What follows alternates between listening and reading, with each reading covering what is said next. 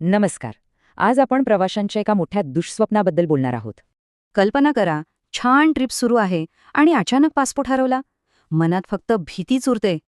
परदेशात फिरायची स्वप्न सगळेच बघतात, पण पासपोर्ट हरवला की सगळंच फिसकटतं. परदेशात तुमची ओळख म्हणजे तुमचा पासपोर्ट. तोच नसेल तर मग काय करायचं? चला बघूया अशी वेळ आल्यास सगळ्यात आधी काय करायला हवं. सगळ्यात महत्त्वाचं, शांत रहा आणि लगेच जवळच्या पोलीस स्टेशनमध्ये तक्रार नोंदवा. पुढच्या सगळ्या कामांसाठी ही पोलीस रिपोर्टची कॉपी खूपच महत्त्वाची ठरणार आहे. रिपोर्ट मिळाल्यावर थेट भारतीय दूतावासात जा. ते तिथे मदतीसाठीच असतात. जवळपास प्रत्येक देशात भारताचा दूतावास असतो. तिथेच आपल्याला संपर्क साधायचा आहे. दूतावासात मदत मिळवण्याची प्रक्रिया तशी खूपच सोपी आहे.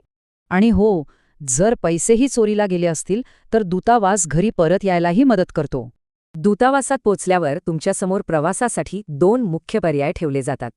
चला बघूया हे 2 पर्याय काय आहेत, कारण दोघांचा उपयोग वेगवेगळा आहे. इमर्जन्सी सर्टिफिकेट नावाप्रमाणेच तुम्हाला लवकरात लवकर भारतात परत आणण्यासाठी असतं.